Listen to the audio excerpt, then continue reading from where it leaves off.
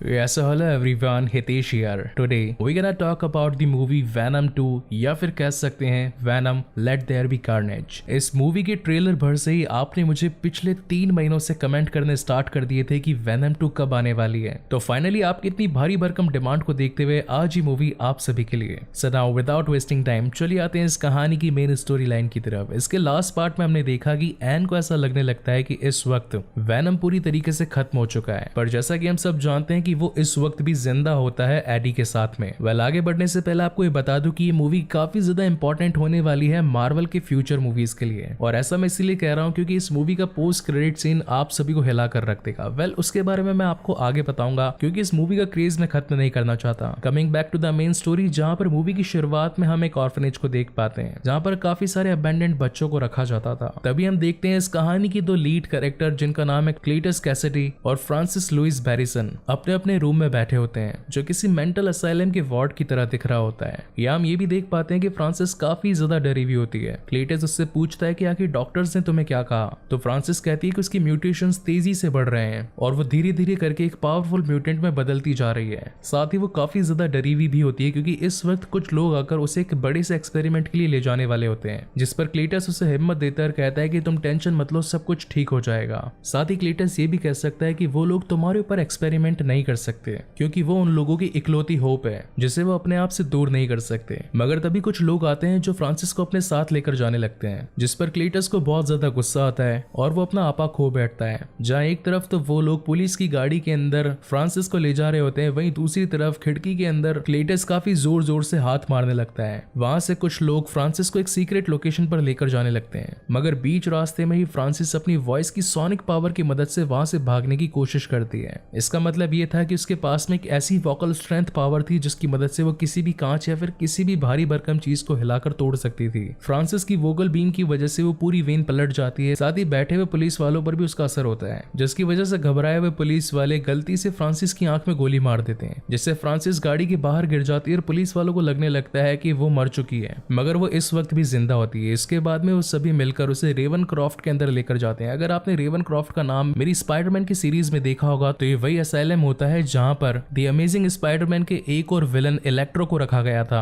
यहाँ पर हम देख पाते हैं कि एक डॉक्टर होती है जो कि फ्रांसिस के ऊपर काफी सारे एक्सपेरिमेंट कर रही होती है। बेसिकली होती तो ये भी कमी नहीं है, मगर इसके बारे में हम आगे बात करेंगे। तभी हम देख पाते हैं कि एक वार्ड बॉय आकर फ्रांसिस को एक न्यूज़पेपर देकर जाता है जिसके अंदर ये खबर छपी होती है कि क्या क्लीटस कैसिडी को मौत की सजा दे देनी चाहिए। दरअसल क्लीटस कैसिडी एक बहुत ही बड़ा सीरियल किलर होता है और कुछ खास एविडेंस ना होने की वजह से उसकी डेथ सेंटेंस बीच में ही रुकी हुई थी। और यहाँ पर सबसे ट्विस्ट वाली बात तो ये होती है कि ये आर्टिकल एडी ब्रॉक ने ही छापा होता है, जहाँ पर डॉक्टर फ्रांसिस से ये कहती है कि क्लीटस जैसे लोगों को तो मौत की सजा दे देनी चाहिए। जहाँ पर अगले सीन में हम देख पाते हैं डिटेक्टिव पैट्रिक को जो कि एडी के साथ में बात कर रहा होता है, जहाँ पर एडी पैट्रिक को ये कहता है कि मुझे क्लीटस से कोई भी लेना देना नहीं है, जिस पर पैट्रिक कहता है कि वो सिर्फ और सिर्फ तुमसे बात करना चाहता है। तो रिप्लाई में एडी कहता है कि आखिर मुझ में ऐसी क्या खास बात है जो वो मुझसे ही बात करना चाहता है। तो पैट्रिक ऐसे कहता है कि जरूर कुछ डेड बॉडी से जुड़ी हुई कुछ खास बातें हैं जो वो तुम्हारे साथ में साझा करना चाहता है, तो जाकर उससे एक बार बात जरूर कर लो। जहाँ पर एक सीन में हम देख पाते हैं कि एडी की बॉडी से वैनम बाहर निकलकर पैट्रिक को खाने ही वाला होता है, मगर तभी एडी उससे रोक लेता है, जिसके बाद में वो दोनों ही एक बाथरूम के अंदर चले जाते हैं, जहाँ पर अंदर बैठकर ये दोनों बातचीत कर रहे होते हैं। लेकिन पास ही मौजूद एक लेडी प्लस पैट्रिक उन दोनों की ये बातें सुन रहे थे, जिनके अंदर वैनम एडी को ये बोलता है कि हमें सिटी के अंदर जाकर सिटी को प्रोटेक्ट करना चाहिए और यहाँ पर बैठकर हम सिर्फ और सिर्फ बातें कर रहे हैं। जहाँ पर नॉर्मली देखा जाए तो वैनम यहाँ पर एडी की बेइज्जती कर रहा होता है और उसे बॉटम फीडर कहकर चढ़ाने लगता है, जिस पर एडी उससे कहता है कि वैनम तुम्हें मेरी रेस्पेक्ट करनी चाहिए, मैं तुम्हारा होस्ट हूँ, कम से कम मेरी इतनी तो इज्जत रखो। जिसके बाद में वैनम या फिर कहें एडी क्लीटस कैसिडी से मिलने के लिए मान जाता है। और यहाँ पर अगेन हमें वही वाला सीन दिखाया जाता है जो कि वैनम की फर्स्ट मूवी के पोस्ट क्रेडिट सीन में हमने देखा था, जहाँ पर एक जेल के अंदर एडी ब्रॉक क्लीटस कैसिडी से मिलने के लिए आया होता है। जहाँ पहुंचने के बाद अब उन दोनों के बीच में बातचीत होती है, तो एडी उससे पूछता है कि आखिर तुम्हें मुझसे क्या चाहिए, आखिर तुमने मुझे यहाँ पर क्यों बुलाया। तो क्लीटस कहता है कि तुम्हें मेरे फैंस के लिए एक न्यूज को प्रिंट करना है, जिसके बदले में वो उसे एक एक्सक्लूसिव इंटरव्यू देगा, जिस इंटरव्यू में वो एडी को अपने सारे राज बताएगा कि आखिर उसने जितने भी कत्ल किए उनके पीछे का राज क्या था। तो एडी उससे पूछता है कि आखिर इस पूरे काम के लिए मैं ही क्यों। जवाब में क्लीटस कहता है कि आई लाइक यू। जिसके बाद के अंदर क्लीटस उसे एक न्यूज प्रिंट करने के लिए कहता है, जिसके अंदर बेसिकली वही बातें लिखी होती है जो फ्रांसिस ने कुछ दिन पहले ही पढ़ी होती है। जिसके वहां से एडी निकलने लगता है, मगर तभी वहां पर क्लीटस उसे रोक लेता है और उसका ध्यान दीवार पर बनी हुई कुछ आकृतियों पर कर देता है, जिसके अंदर एक कैथेड्रल भी होता है, जिसमें कुछ मैसेजेस भी लिखे हुए होते हैं, जिसमें लिखा हुआ होता है to the the Stephen was given live in between the suffering. वहां पर कुछ ग्रेव्स यानी कि कुछ कब्र भी बनी हुई होती है, जिसे देखकर वहां से एडी निकल जाता है। जाते जाते क्लेटस एडी से कहता है कि मुझे भूल मत जाना। बाहर आते ही पैट्रिक उससे पूछता है कि आखिर अंदर क्लेटस ने तुम्हें क्या बताया, जिस पर एडी उसे कहता है कि अभी तक तो उसने कुछ भी नहीं बताया, मगर मेरी कार्यवाही उस पर जारी है और वैसे भी ऐसी चीजें पता करने में तो थोड़ा टाइम तो लगता ही है। जिसके बाद में वहां से एडी अपनी बाइक पर बैठकर निकल जाता है। अब यहाँ पर वैनम घर पर आकर एडी को दीवार पर बने हुए सारे इंसिडेंट्स या फिर गए तो सारे डायग्राम्स को डिकोड करने में मदद करता है और उसे बीच की एक लोकेशन बताता है जहां पर क्लेटस ने सारी डेड बॉडीज को छुपा कर रखा था। जिसके बाद में नेक्स्ट डे काफी सारे पुलिस ऑफिसर्स उसी लोकेशन पर पहुंचते हैं जहां पर उन्हें काफी सारी डेड बॉडीज मिलती है जिन्हें की क्लेटस ने ही मारा होता है। जिसके बाद में कई दूसरे सारे रिपोर्टर्स आकर एडी से बातचीत करने लगते हैं और उससे पूछते हैं कि क्या क्लेटस से तुम्हारी दोस्ती हो चुकी है जिस वजह से उसने तुम्हें ये सारे राज बताए कि उसने अपने मारी हुई सारी डेड बॉडीज को कहां पर छिपा कर रखा था, क्योंकि उससे अभी तक सिर्फ और सिर्फ तुम ही मिले हो और तुम्हारे मिलने के बाद ही हमें ये सारी इन्फॉर्मेशन मिल पाई है। हालांकि जब ये इंटरव्यू ऑनलाइन टीवी पर आ रहा होता है तो पैट्रिक उसे देखकर काफी ज्यादा गुस्सा होता है, क्योंकि इसके बारे में एडी ने उसे नहीं बताया था और डायरेक्ट इतनी बड़ी खबर देखकर तो उसे शॉक लगना ही था। जहां पर अब सबूत मिल जाने की वजह से क्लेटस को मौत की सजा भी सुना दी जाती है। बेसिकली अब तो ये खबर हर जगह फैल चुकी होती है। साथ ही फ्रांसिस को भी इस खबर के बारे में पता चल जाता है, जिसे पता चलने के बाद तो फ्रांसिस काफी ज्यादा टूट जाती है। जहां पर क्लेटस को भी ये लगने लगता है कि एडी ने उसे धोखा दिया है और इसके लिए वो एडी को दोषी ठहराता है, क्योंकि इस खबर के छपने की वजह से रातों रात एडी फेमस हो जाता है। अब आगे वैनम एडी से कहता है कि हम लोग मिलकर दुश्मनों का खात्मा करेंगे। साथ ही वैनम एडी से ये भी कहता है कि वो मुर्गियां खा कर अब थक चुका है और अब वो इंसान को खाने के लिए बेकरार है। जिसके रिप्लाई में एडी कहता है कि हम ऑलरेडी क्लेटस के केस में उलझे हुए हैं, हमें और कोई रिस्क नहीं लेना चाहिए और अगर किसी भी शख्स की मौत हुई या कोई भी शख्स गायब हो गया तो FBI का सीधा शक हम पर ही जाएगा, इसलिए इस वक्त हम कोई भी मुसीबत मोल नहीं ले सकते। बट अगेन उन दोनों के बीच में तू में स्टार्ट हो जाती है, जहां पर वैनम एडी को गालियां देने लगता है तो वहां पर एडी से कहता है कि प्लीज मेरी रेस्पेक्ट तो किया करो। जहां पर नेक्स्ट सीन में हम देख पाते हैं कि एडी मिलने के लिए मिसेस चैन के पास में जाता है और वहां से वो एक पोल्ट्री फार्म जाता है जहां पर वैनम आकर सीधा मुर्गियों को खाने लगता है। अब यहाँ से अपनी पेट पूजा कर लेने के बाद में ये दोनों वहां से जा ही रहे होते हैं कि तभी रास्ते में एक गुंडा एक औरत को छेड़ रहा होता है और उससे पैसे लेकर वहां से भागने की कोशिश करता है, जिसमें एडी वैनम को उस फचड़े में ना पड़ने के लिए बोलता है, मगर वैनम उसकी बात नहीं सुनता और वो उस गुंडे को पकड़कर खाने की कोशिश करता है। जहां पर एडी उसे रिक्वेस्ट भी करता है कि प्लीज ऐसा मत करो, जिस पर वैनम उस गुंडे को छोड़ देता है और वहां से अब ये दोनों जाने लगते हैं। तभी अचानक एन का कॉल एडी को आता है और वो उसे मिलने के लिए बुलाती है, जिस पर एडी भी उससे मिलने के लिए राजी हो जाता है। जहां पर अब इन दोनों की मुलाकात होती है, मगर उस वक्त भी वैनम एडी के साथ में अपने अंतर मन में बातें कर रहा होता है, लेकिन कहीं ना कहीं एन को भी ऐसा पता लग ही रहा था कि वो अपने अंतर मन से बात कर रहा है, इसलिए वो उससे पूछती है कि क्या वैनम इस वक्त भी तुम्हारे साथ में है, जिस पर एडी कहता है कि नहीं, वैनम तो मर चुका है। यहाँ पर एन एडी को बताती है कि उसकी और डैन की एंगेजमेंट हो चुकी है। ये देख हालांकि एडी थोड़ा सा इमोशनल तो हो ही जाता है, मगर तभी कहानी में ट्विस्ट तब आता है जब एन एडी से कहती है कि हे वैनम कैसे हो, मैं जानती हूँ कि तुम इस वक्त भी एडी के अंदर ही हो, प्लीज एडी का ख्याल रखना। जिसे सुनने के बाद तो एडी थोड़ा सा हक्का बक्का हो जाता है और वहीं से अपनी डुकाटी बाइक पर बैठकर घर के लिए निकल जाता है। जहाँ रास्ते में वैनम उससे कहता है कि तुम्हें इन छोटी छोटी बातों पर दुखी नहीं होना चाहिए, हम बड़े कामों के लिए बने हैं। जिसके रिप्लाई में एडी कहता है कि तुम्हें कभी प्यार नहीं हुआ इसलिए तुम मेरी बातों या फिर फीलिंग्स को नहीं समझ सकते। जहाँ पर सीन शिफ्ट होता है अगले दिन की तरफ, जहाँ पर खुद ही वैनम अपना खाना पका रहा होता है। साथ ही यहाँ पर वैनम एडी को एक तगड़ा नाश्ता करने के लिए कहता है, क्योंकि अगर जब तक एडी नहीं खाएगा तब तक वैनम को भी कुछ नहीं मिलेगा। जिसके बाद में वो देख पाते हैं कि उनके पास में एक लेटर आया होता है। उस लेटर में ये लिखा होता है कि क्लेटस ये बता रहा होता है एडी को कि तुम्हारी वजह से मुझे मौत की सजा मिली है। साथ ही वो अपनी पुरानी काली करतूतों के बारे में भी उसमें लिखकर बताता है कि अगर वो पैदा ना होता तो उसकी ग्रैंड मदर को कौन मारता, साथ ही उसकी मॉम को बाथटब के अंदर कौन ढकेलता। इसका मतलब ये था कि क्लेटस कैसिडी ने खुद अपने परिवार वालों तक को नहीं छोड़ा था। आगे क्लेटस ये भी बताता है कि ये सब कुछ होने के बाद में उसके डैड ने उसे एक ऑर्फनेज में भेज दिया, जहाँ के बच्चे भी उसे मारते थे। फिर उसकी मुलाकात फ्रांसिस से हुई, जो कि एक म्यूटेंट थी जिसके पास में वोकल सोनिक पावर थे, और दोनों के बीच में एक अच्छी दोस्ती हो गई, जहाँ पर अब वो दोनों ही एक दूसरे को पसंद करने लगे थे। आगे लेटर में ये लिखा होता है कि वो बस आखिरी बार एडी से मिलना चाहता है, जिस पर अब एडी भी उससे मिलने के लिए एग्री कर जाता है। वहीं पर नेक्स्ट सीन में हम देख पाते हैं कि एडी उससे मिलने के लिए जेल में जाता है, जहाँ पर क्लेटस उसे बताता है कि वो हमेशा से ही एक परिवार के लिए तरसता रहा। जिसके रिप्लाई के अंदर एडी कहता है कि हाँ, अपनी ग्रैंड मदर और साथ ही अपनी मॉम को मारकर ये रिश्ता निभाना तो काफी अलग बात है। जहाँ पर क्लेटस उसे ये कहता है कि अगर मुझे मौत की सजा हुई तो मेरी मौत के जिम्मेदार तुम ही होगे, और साथ ही ये भी कहता है कि एडी तुम इंसानियत के नाम पर एक कलंक हो। बेसिकली ये एक चाल होती है जहाँ पर क्लेटस एडी को गुस्सा दिलाने की कोशिश करता है, जिससे कि वैनम को भी धीरे धीरे उस पर गुस्सा आने लगता है और फिर वो एडी के पीठ से निकलकर क्लेटस को मारने लगता है। मगर चालाक क्लेटस उसके हाथ को पकड़कर वहीं पर बाइट कर जाता है, मगर उसी वक्त वहां का गार्ड आकर इन दोनों को लड़ने से छुड़वा देता है। जिसके बाद में एडी तो वहां से निकल जाता है, लेकिन क्लेटस उससे कहता है कि उसने पहले भी खून को चखा है, मगर तुम्हारा ब्लड बिल्कुल अजीब है। साथ ही हम ये भी देख पाते हैं कि क्लेटस ने जब एडी को काटा था तो उसका छोटा सा सिम्बियोट का एक टुकड़ा क्लेटस के पास ही रह जाता है और अब यही रीजन होता है कार्नेज के जन्म का। जिसके बाद में नेक्स्ट सीन में हम देख पाते हैं कि एडी अपने घर पहुंच जाता है जहां पर वैनम उससे माफी मांग रहा होता है कि उसे ऐसा नहीं करना चाहिए था। जहां पर एडी वैनम से कहता है कि तुम्हें अपने आप पर कंट्रोल होना चाहिए, अगर तुमने कैसिडी को मार दिया होता तो उसकी मौत का इल्जाम सीधा मुझ पर आता, जिसके बाद में एक काफी बड़ा इशू क्रिएट हो सकता था। जिसके बाद में तो हम इन दोनों के बीच में एक भसड़ हो जाती है और दोनों ही आपस के अंदर एक दूसरे को बुरा भला कहने लगते हैं। कोई कहता है कि मैं तुम्हें झेल रहा हूँ, कोई कहता है कि मैं तुम्हें झेल रहा हूँ। जिसके रिप्लाई में वैनम एडी से कहता है कि तुम पहले एक लूजर हुआ करते थे, तुम्हें आकर मैंने बचाया, एक नई जिम्मेदारी, एक नई पहचान पकड़ाई और जब से क्लेटस का ये केस तुम्हारे हाथ में है तुम तो मानो फेमस हो चुके हो। जिसकी वजह से एडी को काफी ज्यादा गुस्सा आता है और वो वैनम को यहाँ से चले जाने के बारे में कहता है, जिसकी वजह से अब वैनम को भी काफी ज्यादा गुस्सा आ जाता है। वो घर में पूरी तरीके से तोड़ फोड़ मचा देता है और फाइनली एक ऐसा मोमेंट आता है जब वैनम वहां से एडी का शरीर छोड़कर निकल जाता है, जहां से जाते वक्त वो एडी की बाइक को भी तोड़ देता है। वहीं पर नेक्स्ट सीन में हम देख पाते हैं क्लेटस कैसिडी को, जिसे कि अब डेथ सेंटेंस के अकॉर्डिंग मौत का फरमान सुना दिया गया था और अब उसे इंजेक्शन देकर जान से मारने ही वाले होते हैं। मगर तभी उस इंजेक्शन और बॉडी में हुए रिएक्शन की वजह से उस छोटा सिम्बियोट का टुकड़ा क्लेटस की बॉडी से कनेक्ट कर जाता है और धीरे धीरे एक और नए सिम्बियोट का जन्म होता है, जैसे कि एज ऑलवेज हम जानते हैं दी कार्नेज। जिसके बाद में अब कार्नेज अपने फुल फॉर्म में आ जाता है, जिसे देखकर लोग काफी ज्यादा डर जाते हैं और वहां से चिल्लाकर भागने की कोशिश करते हैं। यहाँ पर हम ये भी देख पाते हैं कि कार्नेज साइज में बड़ा, काफी दिखने में भयानक और बहुत ज्यादा शक्तिशाली बन चुका है। जिसके बाद में वहां पर कार्नेज जेल के पुलिस वालों को खा जाता है और कैदी को वहां से छुड़वा कर निकाल देता है। जहां अगले सीन में हम एडी को देख पाते हैं जो कि टीवी देख रहा होता है। वहां पर उसे ये भी पता चलता है कि क्लेटस कैसिडी अभी अभी जेल से फरार हो चुका है। ये देख एडी काफी ज्यादा हैरान और परेशान हो जाता है। तभी वहां पर एडी से मिलने के लिए पैट्रिक आता है और इस पूरे कांड का जिम्मेदार एडी को ठहराता है। तो उसके जवाब में एडी कहता है कि वैसे भी मुझे इस बारे में कुछ नहीं पता कि आखिर वहां से क्लेटस भागा कैसे, तुम इसका जिम्मेदार मुझे नहीं ठहरा सकते। जिसके रिप्लाई में पैट्रिक कहता है कि उसने सिर्फ और सिर्फ तुमसे मुलाकात करी थी, हो सकता है कि उसे वहां से रिहा करने में तुम्ही ने कुछ ना कुछ तिकड़मबाजी बिठाई हो। वहीं पर अगले सीन में हम देख पाते हैं कि वैनम धीरे धीरे करके बॉडीज को रीचेंज कर रहा होता है, क्योंकि उसे अपने हिसाब की कोई कंपैटिबल बॉडी नहीं मिल पा रही होती है। आगे वो एक लड़की को पजेस्ट कर लेता है और फिर एक पार्टी में चला जाता है जहां पर सभी लोग कॉस्ट्यूम पहने हुए होते हैं, या फिर कह सकते हैं कि एक हैलोवीन पार्टी जैसा माहौल हो चुका होता है, जहां पर सभी लोगों को लगता है कि वैनम ने भी एक खुद का एक कॉस्ट्यूम पहन रखा है और वो काफी ज्यादा बड़ा और स्मार्ट लग रहा है, इसलिए सभी लोग उसकी तारीफ करने लगते हैं। वहीं दूसरी ओर हम कैसिडी को देख पाते हैं जो कि कार चुरा कर भाग रहा होता है। अब जिस तरीके से वैनम एडी से बात किया करता था उसी तरीके से कार्नेज यहाँ पर कैसिडी से बात करने लगता है और कहता है कि इस दुनिया यानी कि इस अर्थ पर सिर्फ और सिर्फ अभी एक ही सिम्बियोट है जो कि है वैनम, और अगर ये दोनों मिलकर वैनम को खत्म कर देते हैं तो पूरी दुनिया पर सिर्फ और सिर्फ इन्हीं का ही राज होगा। जिस पर कैसिडी कहता है कि सबसे पहले तो उसे अपने पार्टनर यानी कि फ्रांसिस को छुड़वाना होगा, क्योंकि वो उससे काफी ज्यादा प्यार करता है। तो फाइनली इस बात को सुनकर कार्नेज भी उसके साथ एग्री करता है और इसी के साथ इन दोनों की डील हो जाती है। वहीं पर सीन शिफ्ट होता है वैनम की तरफ, जो कि उस पार्टी के अंदर काफी ज्यादा मजे कर रहा होता है, टास्क कर रहा होता है, कंपटीशन के अंदर जीत भी चुका होता है। हालांकि वहां पर वैनम एक स्पीच भी देता है, लेकिन अंदर ही अंदर कहीं ना कहीं एडी को मिस भी कर रहा होता है। वहीं दूसरी ओर एडी उस ऑर्फनेज में पहुंचता है जहां पर कभी क्लीटस कैसिडी रहा करता था,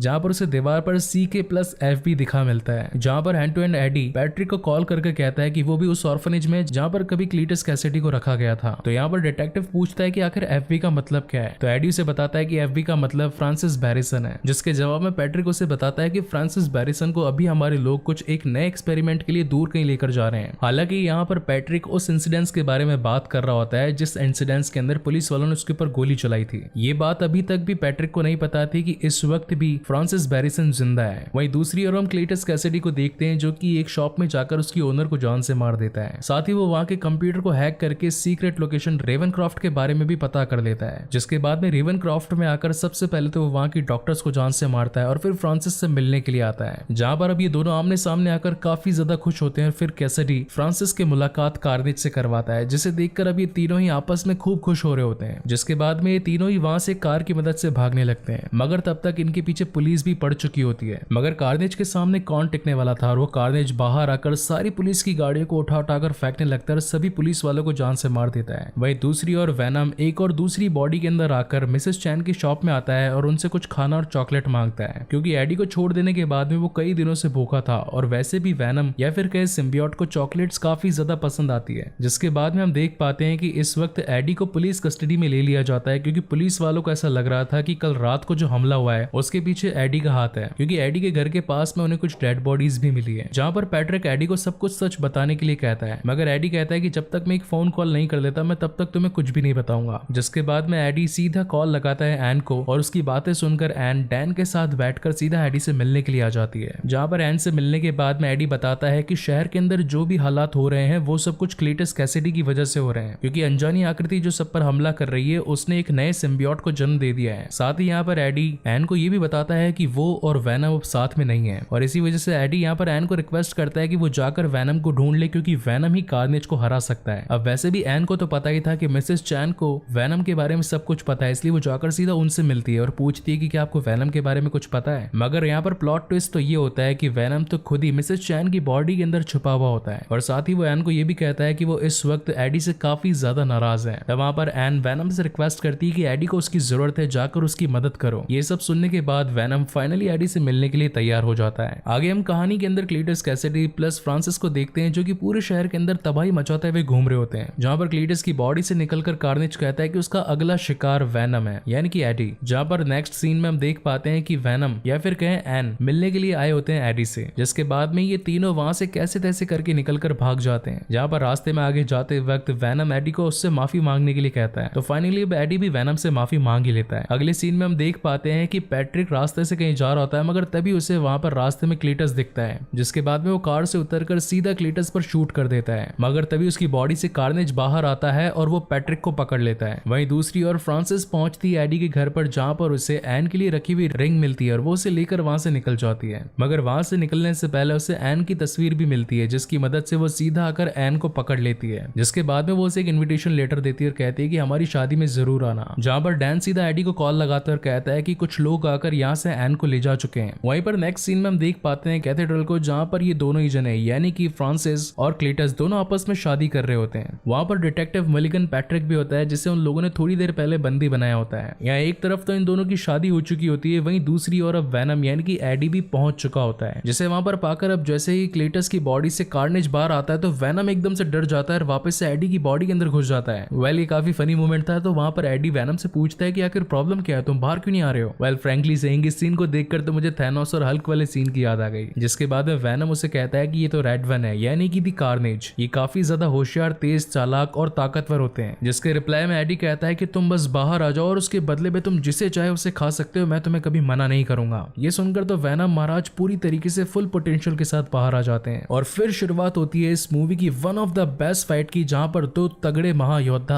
आपस में भिड़ जाते हैं। ये दोनों ही आपस में एक दूसरे को हराने की कोशिश करते हैं, प्लस एक दूसरे पर हावी होने की भी पूरी कोशिश करते हैं। जहां पर हम देख पाते हैं कि कार्नेज तो वैनम को उठा उठाकर धो रहा होता है। यहाँ पर हालांकि कार्नेज और फ्रांसिस के बीच में बातें भी हो रही होती है, लेकिन हम यहाँ पर देखते हैं कि जो फ्रांसिस है उसके पास में सोनिक बीम पावर होती है, इसलिए वो जोर जोर से चिल्ला रही होती है, जिसकी वजह से कार्नेज को थोड़ी बहुत प्रॉब्लम हो रही होती है। क्योंकि हम ये बात जानते हैं कि symbiotes extreme heat plus full potential sound को ज्यादा सहन नहीं कर पाते हैं, जिसका एक नमूना हमने स्पाइडरमैन 3 में देखा था, जहां पर स्पाइडरमैन ने वैनम को स्टील के डंडों के बीच में रखकर पेल दिया था। वहीं पर वैनम वाली मूवी के अंदर हमने देखा कि एक्सट्रीम हीट से राइट पूरी तरीके से मारा गया था। तो उसी को ध्यान में रखते हुए डैन यहाँ पर कैरोसिन कार्नेज के ऊपर डालने लगता है। साथ ही वहां पर कैथेड्रल में एक बड़ा सा घंटा भी होता है जो कि बजने लगता है। सच कहूं तो यहाँ पर मुझे इन दोनों ही मूवीज की याद आ गई, या फिर कह सकते हैं कि इस मूवी ने उन दोनों ही सीन्स को कोलैब करने की काफी अच्छी कोशिश करी है। जहां पर हम देख पाते हैं कि घंटे की आवाज से दोनों ही सिम्बियोट अपने होस्ट की बॉडी से बाहर आने लगते हैं, लेकिन बाद में जब कैसे तैसे साउंड शांत होता है तो ये वापस से सिम्बियोट्स अपनी होस्ट की बॉडी में आते हैं, जहां पर कार्नेज एन को लेकर कैथेड्रल के सीधा टॉप पर पहुंचने लगता है। लेकिन इस वक्त तक वैनम की बॉडी पर काफी ज्यादा पत्थर गिर चुके होते हैं, इसलिए वो वहां तक पहुंच नहीं पा रहा होता है। साथ ही वो एडी से ये भी कहता है कि इस बार की ये जंग हम नहीं जीत सकते हैं, क्योंकि कार्नेज मुझसे काफी ज्यादा ताकतवर है। वहीं दूसरी ओर कार्नेज वहां पर फ्रांसिस को भी पकड़ता है और उसका मुंह बंद रखने के लिए कहता है, क्योंकि उसका साउंड कार्नेज को काफी ज्यादा परेशान कर रहा होता है। अब हालांकि यहाँ पर कार्नेज की पकड़ काफी ज्यादा तेज होती है, जिसकी वजह से वहां पर फ्रांसिस का दम घुट जाता है और वो वहीं पर गिर जाती है। जिसके बाद में वो सीन देखकर कैसिडी को गुस्सा आता है और वो कार्नेज को अपनी बॉडी से दूर हटने के लिए कहता है। लेकिन अब जैसा कि कार्नेज का पूरा कंट्रोल कैसिडी की बॉडी पर होता है, तो वो उसे डिटैच नहीं करने देता। जहां पर ये सारा सीन वैनम भी देख रहा होता है और वो एडी से कहता है कि देखो कार्नेज का कंट्रोल कैसिडी पर नहीं है। जहां पर एडी वैनम से कहता है कि सिर्फ और सिर्फ हम ही एक परफेक्ट मैच है, हमारे अलावा और कौन सा परफेक्ट मैच हो सकता है। जिसे सुनकर तो वैनम महाराज को और भी ज्यादा जोश आ जाता है और वो फाइनली अब कार्नेज पर धावा बोल देता है। जहां पर ये अब दोनों ही काफी ज्यादा ऊंचाई पर पहुंच चुके होते हैं। अब एक तरफ तो यहाँ कार्नेज के हाथ में एन होती है, वहीं पर वैनम के हाथ में एक रॉड होती है जो कि वो सीधा कार्नेज के सर में घुसा देता है, जिसकी वजह से एन सीधा जमीन पर गिरने लगती है। मगर सही वक्त पर आकर वैनम उसे बचा लेता है। लेकिन उस वक्त तक वहां पर कार्नेज कार्नेज भी पहुंच चुका होता है और अपने स्पाइक्स को उसके अंदर घुसेड़ रहा होता है। तब यहाँ पर दोनों ही सिम्बियोट आपस में बातें करते और कहते हैं कि हम में से दोनों में से एक को तो मरना ही होगा। और साथ ही यहाँ पर मूवी का वो one of the best dialogue भी मारता है Venom let there be Carnage. लेकिन इस वक्त तक यहाँ पर फ्रांसिस भी जाग जाती है तो वेनम फ्रांसिस को सोनिक साउंड निकालने के लिए कहता है, मगर तब तक कार्नेज उसे जोरदार धक्का दे देता है, जिसकी वजह से नीचे गिरते वक्त वहां पर फ्रांसिस काफी जोर से चिल्लाती है, जिसकी वजह से सोनिक साउंड की मदद से कैथेड्रल की सारी दीवारें टूटना शुरू कर देती है। और साथ ही इतनी बड़ी सोनिक साउंड की मदद से इन दोनों के सिम्बियोट्स भी होस्ट से अलग हो जाते हैं। जिसके बाद में कैथेड्रल का बहुत ही बड़ा घंटा आकर जमीन पर गिरने लगता है, जिसके नीचे पड़ी होती है फ्रांसिस। मगर तब तक वेनम अगेन आकर डैन, एडी, एन और साथ ही फ्रांसिस को बचा लेता है। जहां दूसरी तरफ हम देख पाते हैं कि कैसिडी से कार्नेज पूरी तरीके से अलग हो चुका है, जहां पर अगेन कार्नेज आकर कैसिडी से मिलने की कोशिश करता है, मगर तब तक वेनम आकर उसे खा जाता है और फिर आकर डायरेक्ट कैसिडी को पकड़ लेता है। जिसके बाद में वेनम कैसिडी को भी जान से मार देता है और उस वक्त तक वहां पर पुलिस भी आ चुकी होती है। जिसके बाद में फाइनली ये सारे खतरे टल जाते हैं और अब एक हैप्पी एंडिंग हो जाती है, जहां पर एडी डैन को कहता है कि तुम एन को अपने साथ में ले जाओ। लेकिन साथ ही हम ये भी देख पाते हैं कि उस हादसे के अंदर पैट्रिक बच चुका होता है और इसी के साथ ये मूवी खत्म होती है। और अब आती है इसके पोस्ट क्रेडिट सीन की बात, जहां पर हम देख पाते हैं कि वेनम और एडी एक किनारे के पास बैठे होते हैं, मगर तभी सीन शिफ्ट हो जाता है एक रूम की तरफ, जहां पर एडी बेड पर सो रहा होता है और वेनम उससे बात करता है कि क्या हम दोनों को एक दूसरे से कुछ राज छिपाने चाहिए। मगर तब एडी कहता है कि हम सभी का एक पास्ट होता है। तब वहां पर वेनम कहता है कि मैं तुम्हें कुछ बताना तो चाहता हूँ, लेकिन अगर मैं तुम्हें बताऊंगा तो तुम्हारा दिमाग फट जाएगा, क्योंकि ऐसी काफी सारी बातें हैं जो मैं जानता हूँ और मैं तुम्हें बताना चाहता हूँ, लेकिन ये काफी ज्यादा कॉम्प्लिकेटेड है। तो यहाँ पर एडी को लगता है कि वो अपने सिम्बियोट गॉड यानी कि नॉल के बारे में उसे बताएगा। तभी वहां पर टीवी फ्लिकर करने लगता है और आसपास की सारी चीजें मानो बदलने लग जाती है। यहाँ पर एडी को ऐसा लगने लगता है कि ये सब कुछ वेनम कर रहा है, मगर रिप्लाई में वेनम कहता है कि ये सारी चीजें वो खुद नहीं कर रहा। मगर तभी हम देखते हैं कि सामने से एक गोल्डन रोशनी से चमकती है। टीवी पर हम जी जोना जॉनसन यानी कि स्पाइडरमैन के न्यूज़पेपर हेड को देखते हैं और यहाँ पर एक सबसे बड़ा प्लॉट रिवील होता है कि भाई साहब अब वेनम जी स्पाइडरमैन के यूनिवर्स में पहुंच चुके हैं, जहां पर हम साफ साफ देख पाते हैं कि ये उस वक्त की झलक होती है जिस वक्त टॉम हॉलैंड यानी कि हमारे एमसीयू वाले स्पाइडरमैन ने जस्ट अभी मिस्टीरियो को हराया होता है। और इसी के साथ हमें पता चलता है कि वेनम भी यहाँ पे एक स्पाइडर वर्स का हिस्सा बन चुका है। और इसी तगड़े सस्पेंस के साथ में ये शानदार मूवी यहीं पर खत्म होती है। सो गाइज, आपको ये वीडियो कैसा लगा प्लीज मुझे लाइक और कमेंट करके जरूर बताइएगा, और अगर पहली बार इस चैनल पर आए हैं तो इसे जरूर सब्सक्राइब भी कीजिएगा। इसके बाद में मैं और भी ऐसी इंटरेस्टिंग मूवीज आपके लिए लाता रहूंगा। सो तब तक के लिए keep watching and stay safe and one more time guys, thank you very much for watching this video. मिलते हैं अगले वीडियो में।